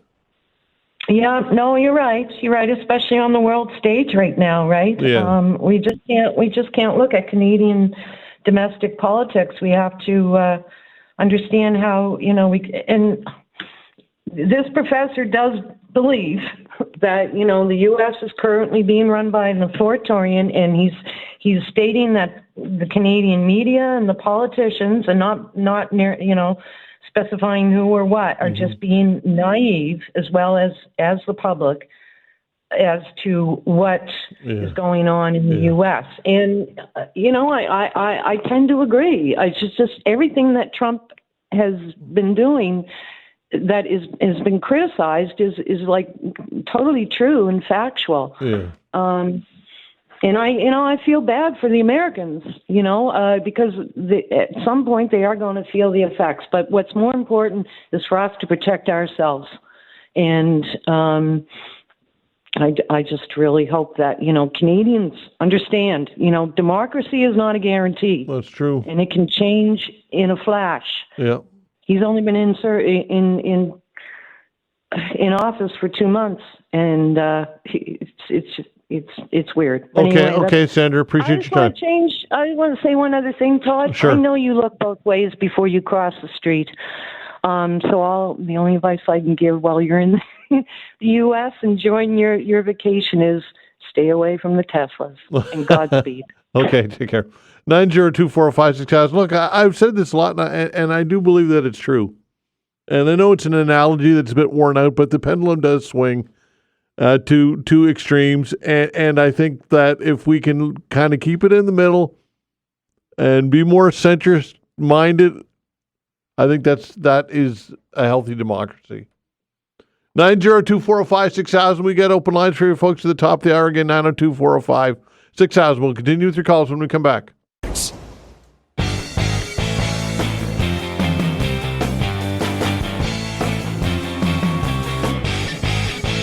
All right, continuing with your calls, 902-405-6000. That's the way to get a hold of us. Again, 902-405-6000. Clinton DeVoe is giving us a call. Hello, Clinton. Good morning, Todd. How are you? I'm well, you? I'm well. I enjoy your program as usual. Thank you, sir. Yeah, just well, first of all, be safe on your vacation. That's really important. Sure. Yeah, and then I guess I'd just say, look, as far as the election and everything that's unfolding, look, I come from a family of lifelong conservatives. They date back to like the 1950s. And, you know, what I will say is that almost everyone in my family is prepared to vote for Mark Carney. And, you know, I haven't gotten there yet myself, but I do think that in times of this kind of crisis situation that we find ourselves in, that it's important to have someone who's calm and measured, and have someone that, I guess to your earlier point, you know, pulling ideas, you know, from the left, from the right, from across the spectrum, in order to kind of keep things planted in the middle. Yeah, not being so embedded in ideology, right? Yeah, I mean, you know, as you know, I'm not the type of person to say this kind of thing. I've always been a conservative, but and my family, parents, and you know, siblings and cousins and all of that stuff. But basically, everyone in my family saying that they're looking to vote for the Liberals and specifically to have Mark Carney as the Prime Minister, because there is this kind of sense, this fear right now, that the United States is in fact attempting to collapse Canada. You know, that they want to make us the 51st state. And I mean, Donald Trump has repeated it multiple times. In fact, he's gone so far as to say that he doesn't recognize the border between Canada and the United States. And, you know, I'm not happy about that. And like most Canadians aren't happy about that. Yeah, he means business, doesn't he? In my opinion. Yeah, he does. I mean, I wrote about it back in November of 2024, and at the time, a lot of people kind of were critical of me writing that. But over the course of 90 days, it's proven to be correct. And not just Canada, but they're openly talking about seizing Greenland as well. And so I think now more than ever is the time that Canada perhaps needs to consider, a measured, calm approach. And that's going to maybe require strengthening historical relationships, with the UK, with France, with Europe, because it seems like things are just in complete disarray and chaos in the United States. And I don't think we can count on that relationship. In fact, I know we can't. Not after they said they don't recognize our borders. Yeah, that's right. When someone says, he's talking about Canada, Trump, that is, the same way that Vladimir Putin talks about Ukraine, or the same way that Xi Jinping talks about Taiwan. And I just think it's completely unacceptable. So, okay, Clinton. That's my 2 cents. Okay, pal. Appreciate your comments. Thanks so much. Take care. 902-405-6000. Hi, Barry. Hi. For the city taxes, all I want to know, if it's 0.7% and I'm paying $3,000 a year in taxes, I want $210 increase. You can say we save this or we hold the line on that. How much more a year it's going to cost me? That's what they, because you can give it lower the rate and double the assessment. You'd be paying more. I mean, that's right. That's just garbage. Wanted to say, hey, if you're paying $3,000 a year in taxes, you're going up $210. Right. It was, they always try to get around it. For Mark Carney, for one thing he did, hey, this isn't a Canada-U.S. thing. This is the world, Donald Trump. They've all been threatened with tariffs. First thing Carney did is normally the leader of our country goes to the United States. Carney went to Europe, went to France, went to Britain, went with other countries that are into trouble with Trump. Also, all of them have, right now are purchasing jets from the United States. Mm-hmm. A lot of them are going to cancel their orders, where we have to take 16, but the other 62, especially after Trump said he's going to lower the power of our jets in case he gets out of NATO and we're not his allies anymore, which should scare the hell out of everybody. I mean, I can't believe a president would say that, an American about Canadians. I mean, don't you find that insane? Yeah, the whole thing is surreal. I don't know if I would use the term insane as much as surreal, pal. We are living in surreal times. It's hard to fathom what's going on. It really is. I never thought in my lifetime I would ever hear this type of language from the President of the United States. It's scary is what it is. It is. And, the one thing is happening that's good in the United States right now is some of these state elections, some that were Republican for 140 years, mm-hmm. the Democrats are winning. And the thing you said about the union, the Teamsters have had a bad reputation forever. Yeah. They endorsed Trump. Yeah. I mean, even after that phone call where Trump was bragging up Musk for how he tortured everybody. And by the way, Musk, the repair record in his plant injury is double the national average. This man has Asperger's disease and doesn't have normal feelings towards humans. Well, let's not disparage people with Asperger's, okay? Well, that's fine, but we're not disparaging people based on That's an illness. That's an illness. Well, okay. Thanks for the call. Anyway, we're not going to get into disparaging people because they have a certain disease or not. That's not fair, in my opinion. Canada and allies study how to create Ukraine peacekeeping force in the face of skepticism. We'll talk to Scott Taylor about all this when we come back.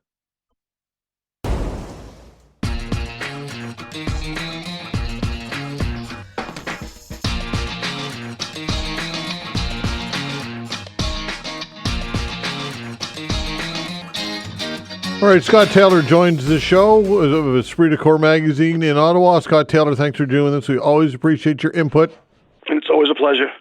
All right. So this story on the CBC website, I mean, the situation in Ukraine is getting increasingly more complex by the day.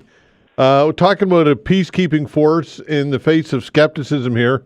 And also, what's going on? Is there a ceasefire? What is going on in Ukraine right now? What's the latest?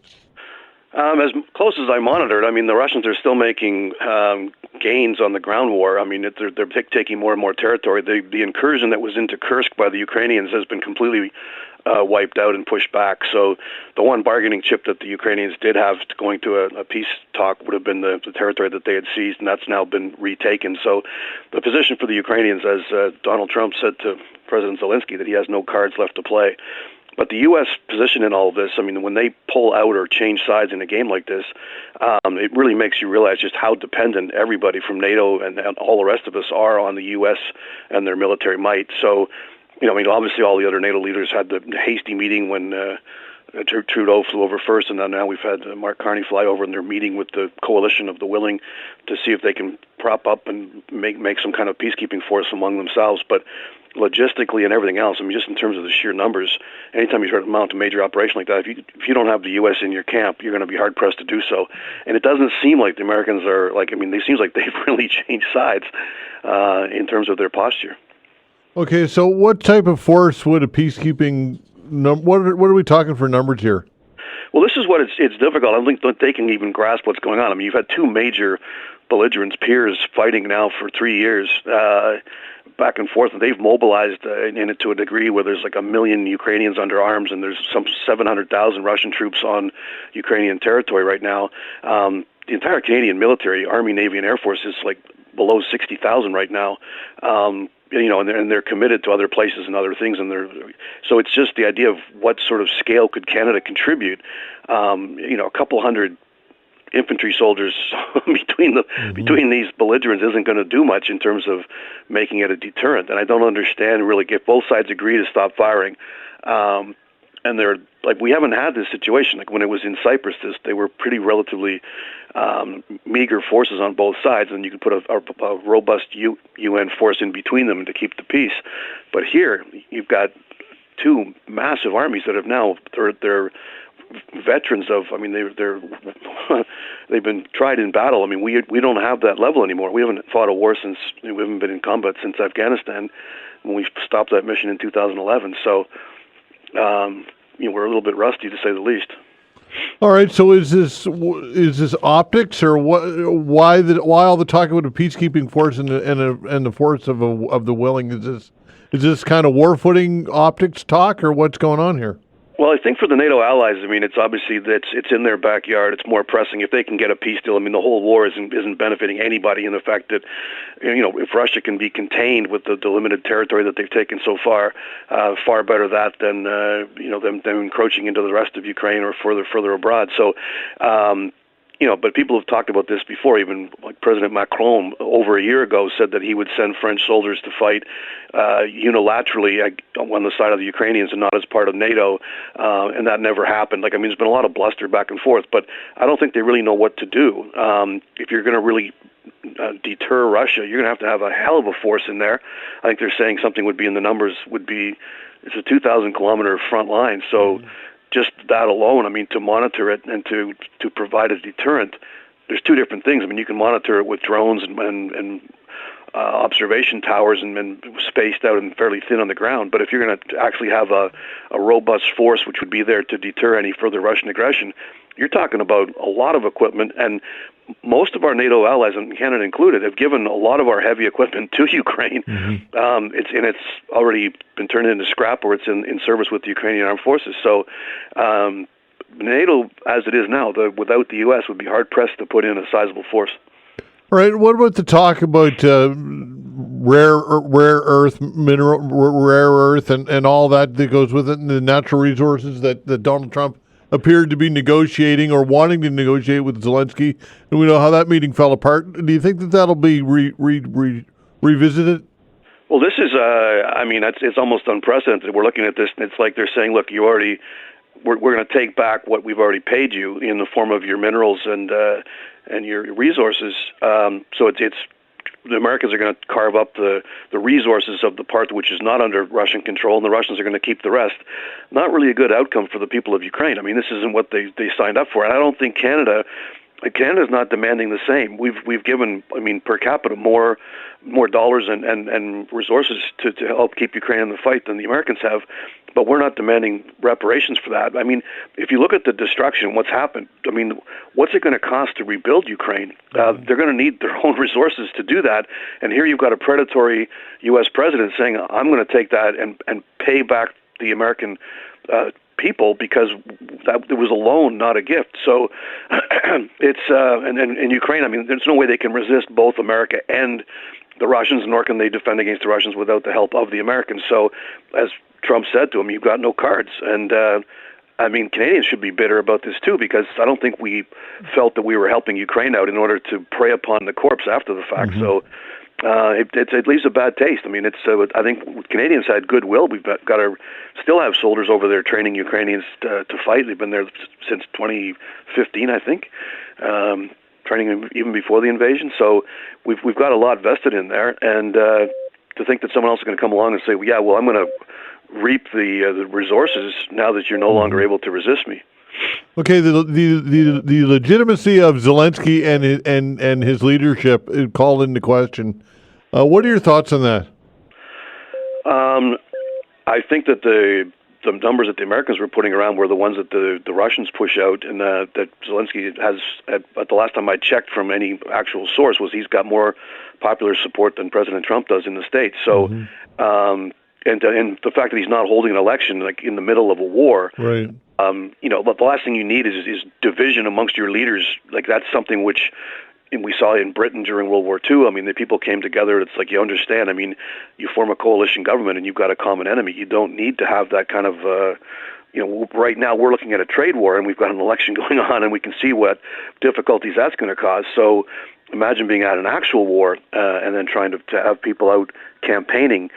They don't have the money for that. Democracy is an expensive proposition. So I think most Ukrainians would be, they may not like the end result, especially if the Americans pull their support and then demand that territory be given up and they pay them back with their resources. That might not be an outcome that Zelensky is able to survive his presidency on. Okay, the idea and the concept of peacekeeping, the memories of Canadian peacekeepers go back to Yugoslavia, or you could go back to the Golan Heights, or we've got a quite a track record and a proud record of peacekeeping.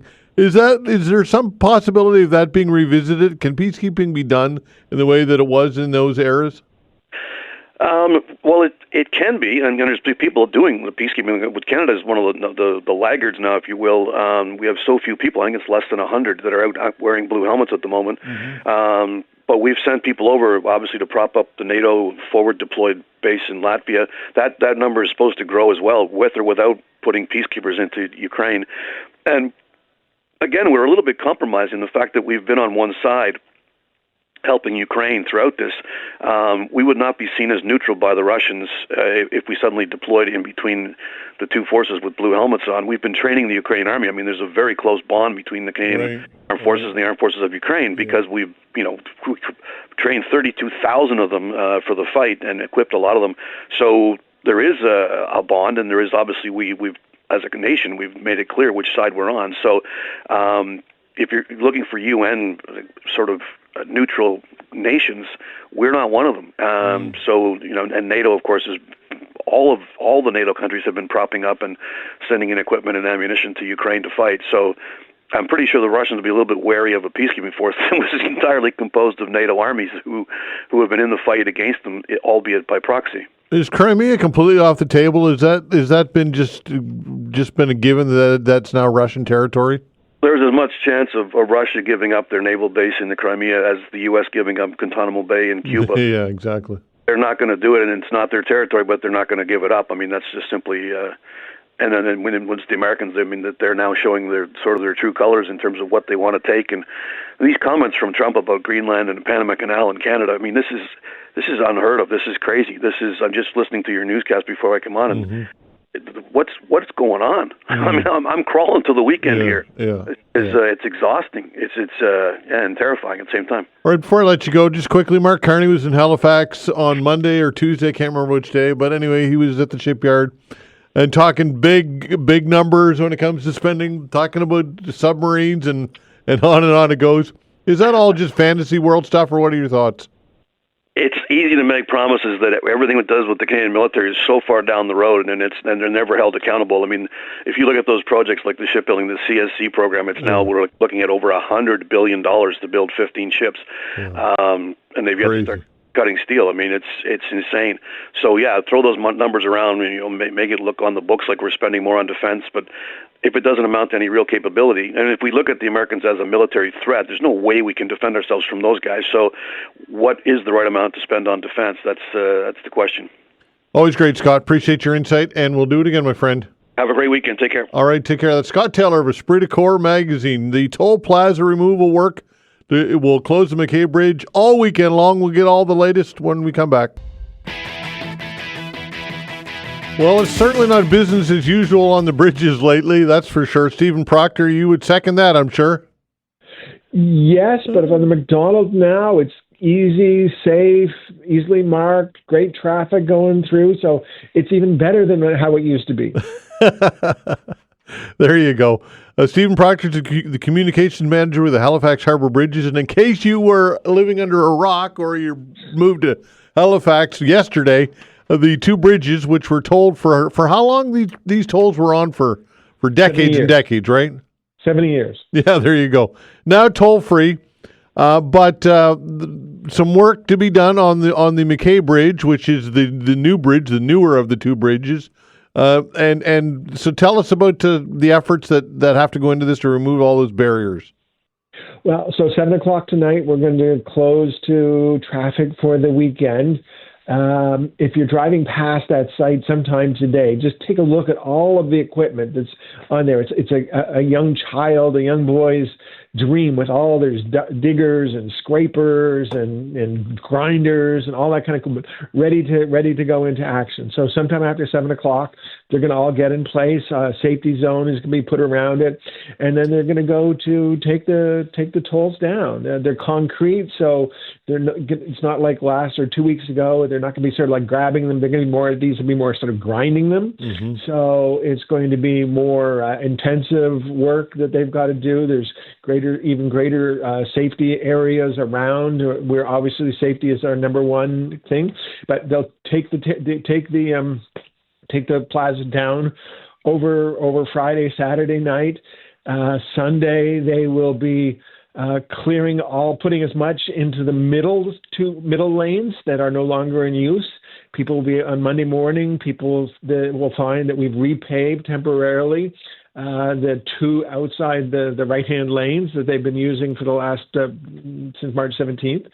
And they will continue to use those, but it'll look like a construction zone because a lot of that material will still just be into the way because it's a lot of work, and it'll gradually be carted away from there. And we'll do some temporary closures and stuff so that they can cart that material away, fix it up over the next 3 weeks in terms of carting it away. And there may be another closure sometime later on, but we're hoping that we can actually limit the interruption to traffic by doing, some short-term or some night work and that kind of thing. So this hopefully is a closure, last in sort of that series of closures. But again, there may be one later in May sometime, and we may have to have another closure for another project another time. This is not the end to all closures for sure in Halifax this summer, but in terms of being able to get the Mackay Plaza out of the way and done, this is the first one, and hopefully we won't need to interrupt traffic that much more. Okay, so obviously traffic disruptions all weekend long. This is not the first time when the bridges have been closed for maintenance, so Nova Scotia or Haligonians know what to expect, right? Just expect a lot of delays, and you have to be patient with this. Sure, but it does not hurt to remind people that, hey, it's going to be closed, so there is going to be more traffic. Plan in advance. Plan to take a little longer to where you're getting. Be patient with the other people who are traveling along. There will be. We're making as much provisions as we can on the Mackay Bridge. We've empowered our operations staff for the lane, the closure. If it gets too backed up in one way, we can reverse the lanes, that kind of thing. So we will be doing everything we can to manage the traffic from our point of view. The challenge is because there's so much traffic that at other intersections it gets all caught up. But all the other partners are aware of it. HRM is aware of it. Transit is aware of it. So everybody's trying to make the best of what we have. All right. When the work is done and the traffic is free to flow, the speed is a factor, and people need to be cognizant of the speed. And enforcement is going to be front and center, I'm assuming, in order to kind of get people slowed down here, at least initially. Well, 2 points. One is, yes, we have enforcement. We've actually jumped our enforcement capability by about a third in terms of the number of people. We are writing tickets on the Macdonald Bridge already. We wrote 3 or 4 yesterday just on speeding. Just as a reminder, just because the tolls are gone doesn't mean the rules have changed. This weekend particularly, we've got an eye on commercial traffic on the Macdonald. The Mackay is the only bridge that commercial traffic can travel on, and there may be some who are saying, well, there's no tolls on the Macdonald anymore, so maybe we should try there. I would recommend they don't. We've got enforcement up the yin-yang to make sure that doesn't happen. Okay, and of course the ongoing conversation that people have about the removal of the tolls and the lost revenue. I think it's $35 million. Is that generally the annual revenue from tolls? Yes. Okay, so concern people have about maintenance and financing bridge repairs and all of that stuff. Just address that, please. Right. So we have like any other now, we don't have our own revenue, so we're dependent on the province for revenue. We will be submitting budgets for both maintenance and operations, and like any other department or organization or Crown Corporation, we have to defend that number, and then that number will be funded. This year we've got $84 million for maintenance, and most of that will be on the Macdonald Bridge. and but it also includes for some work on the Mackay Bridge as well, which requires a lot of attention too. So it's not something that internally we're concerned about. It's a different process that we have to follow, but in the end, we have a board that we have to satisfy that the maintenance plans and the operations our costs are real and appropriate, and that all goes to the province, and we will count on their support as we will and expect. And in the end, the work needs to be done. And it's not like anybody's fabricating anything or making things up. It's pretty evident, right? You can display that this work needs to be done. It's a bridge, for God's sakes, right? Right, and if we had something in there that wasn't appropriate, it'd get caught at the board level, or then it caught at the province level, or they say you can move that for a year or two, and we would come back and say, well, what are the consequences of that and stuff like that. So it's always a negotiation, but it's always we have a record of getting things done, and hopefully we prove that with our ability to develop the toll-free bridge system within the time period that the government was looking for. Okay, Stephen, thanks for this, and hopefully things go smooth as possible this weekend, and hopefully the work gets done, and we'll get the bridge. I'm very curious to see what the Mackay is going to look like. I'm looking forward to it. Thank you. Okay, thank you very much. All right, take care. That's Stephen Proctor, Communications Manager, Halifax Harbour Bridges. Again, there's debate over or not whether this is a good decision or not. For me as a Haligonian who uses the bridges, I like it because I don't have to pay. I know that taxpayers out there will say that users should be paying for that. I get that, but selfishly, I'm happy.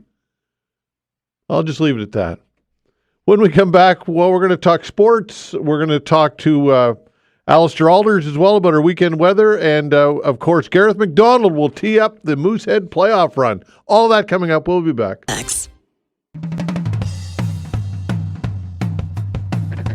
All right, it is a Friday. That means it's time to have our chat with Aalders Aalders, our weather specialist. We talk about the forecast and astronomical events as well. And there's a pretty neat one coming up tomorrow, eh? Yeah, we've been talking about quite a few astronomical events lately, but yeah, we have another one coming up tomorrow. There's a partial solar eclipse that's going to be happening right around sunrise at 7 a.m. All right, so partial, like what are you talking?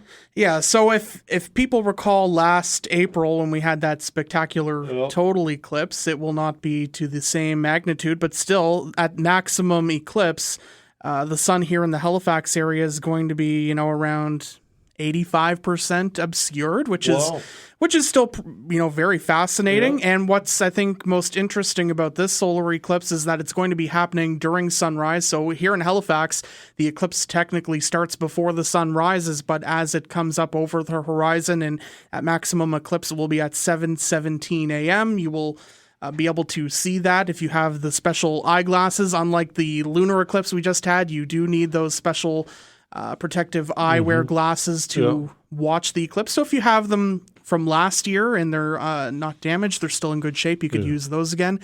What's interesting is I don't think we'll necessarily see it here in Halifax because it has to align just as the sun is coming up over the horizon, but farther southwest in Nova Scotia and in western New Brunswick, it'll actually look, they call it a double sunrise or a devil's horn eclipse. It looks like two horns are coming up over the horizon. So it's really quite interesting, even though it's not a total eclipse, given that it's, the sun is so low on the horizon and it's happening as it's coming up over the horizon. It is really cool.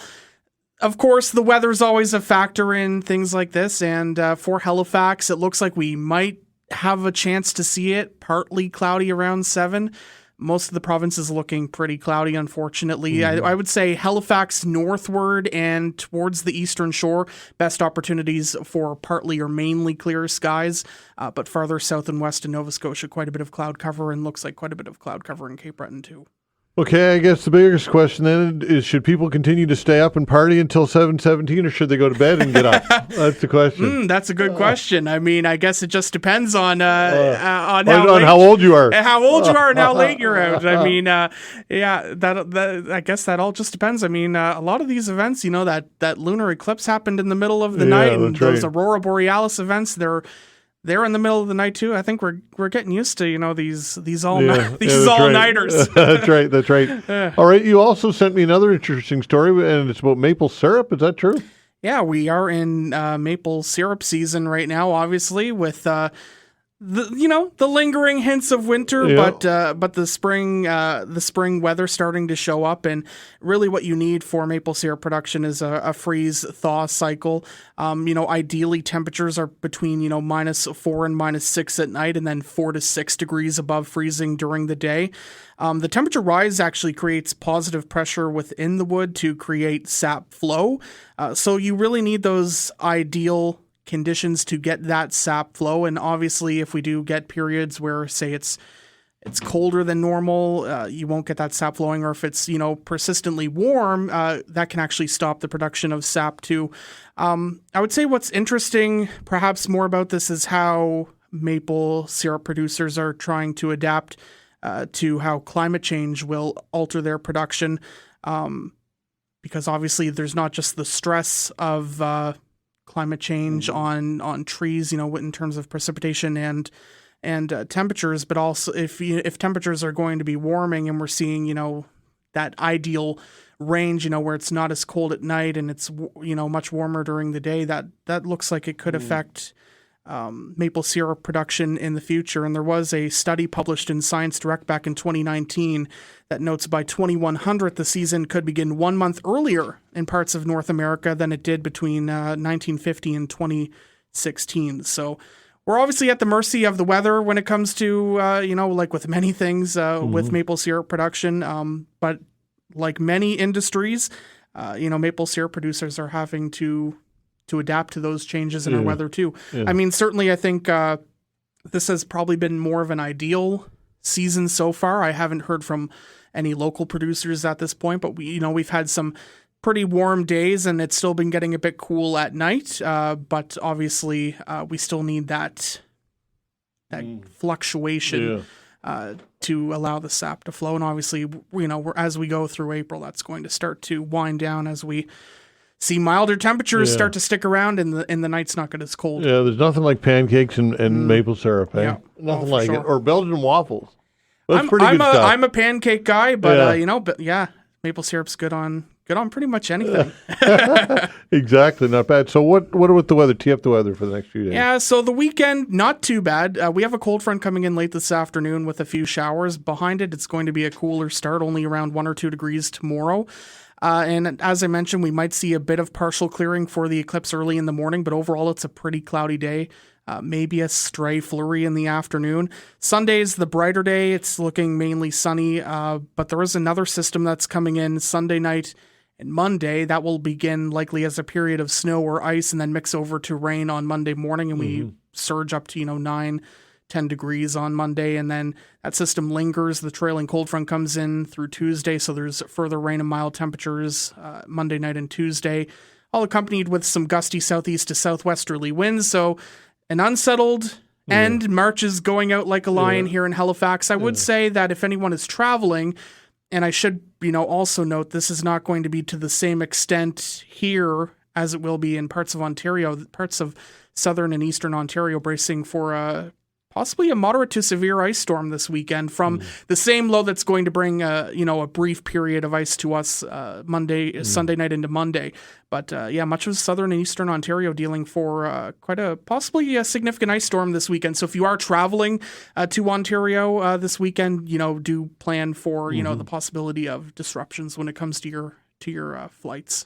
Well, thanks for being the bearer of bad news. Somebody who is flying to Las Vegas from Toronto on Saturday. Well, okay, thanks for that. Appreciate it. The good news, though, for a place like Toronto and most of the GTA, it looks like, because of and I should also note parts of southern Ontario are going to get up into the the mid to high teens, possibly even 20s. Yeah. There's going to be just an incredible contrast along this stationary weather front.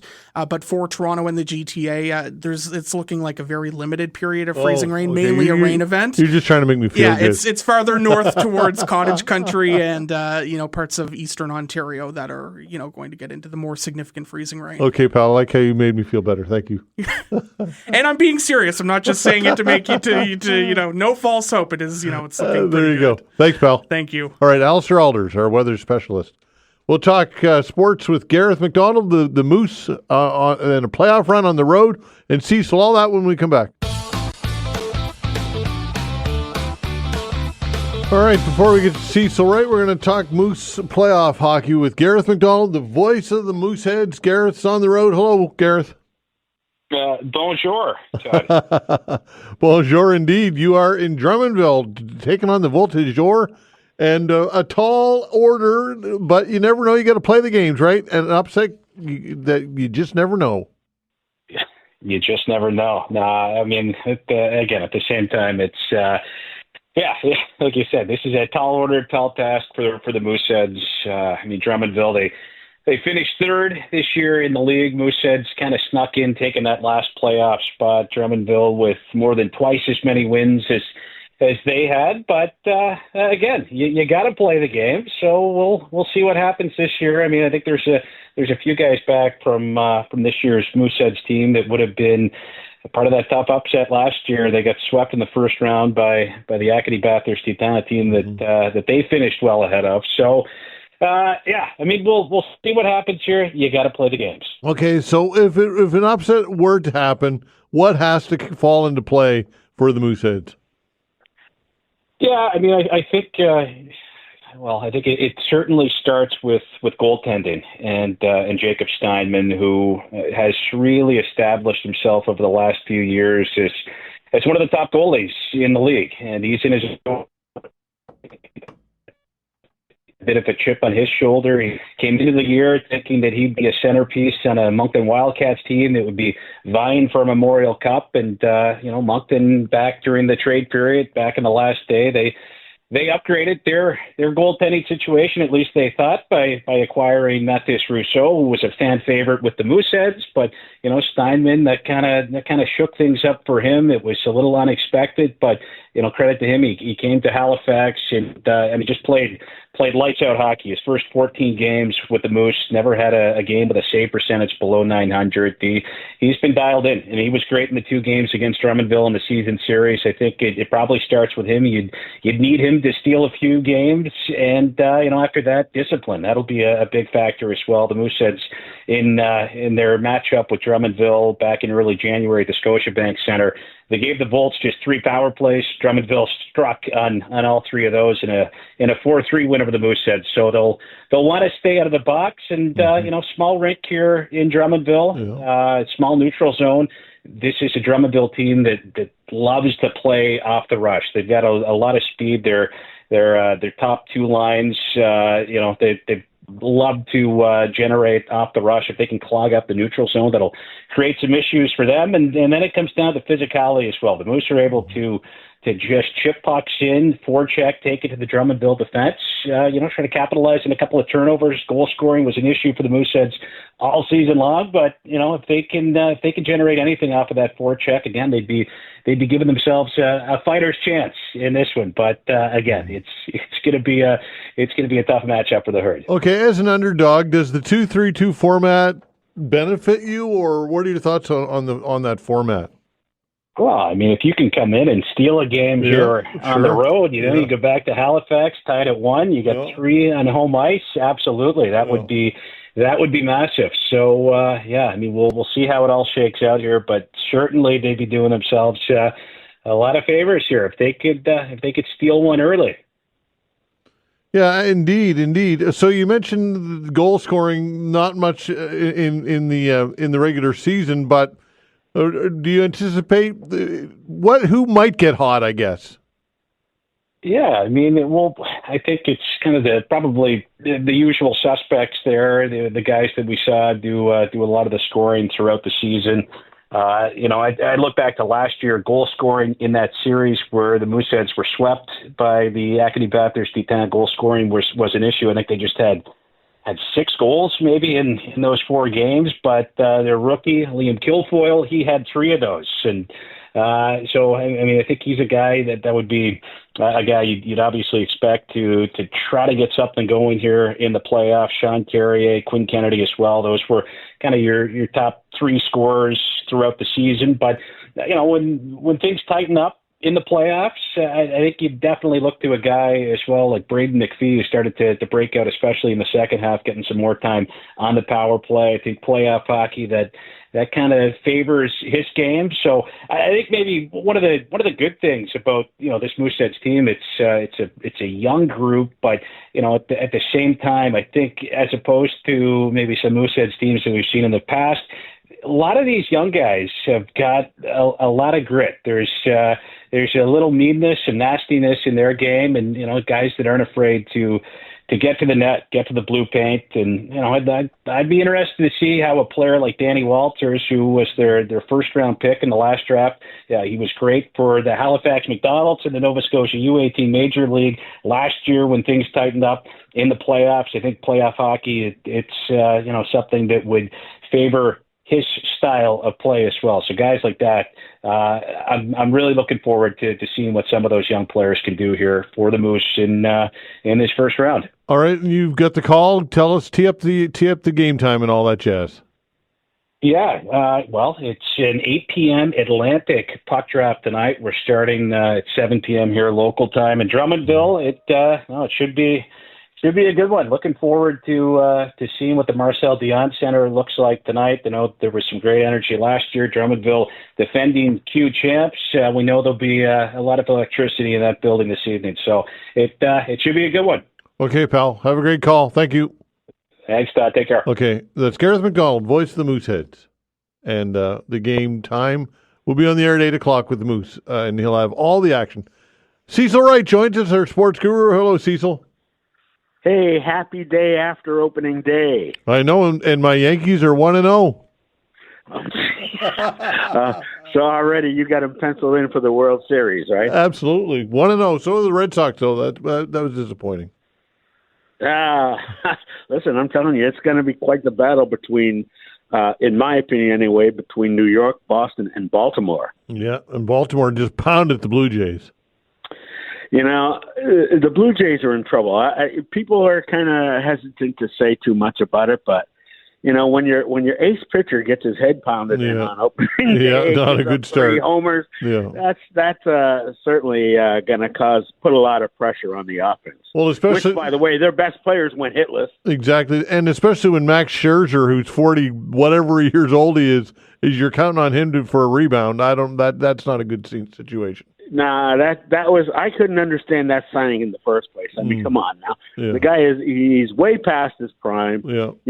Anything you get out of him is going to be a plus, but for that kind of money for 1 year, what are you, nuts? Yeah, exactly. Come on. I've heard now that Bo Bichette had a great spring and was hit well and is playing good defense.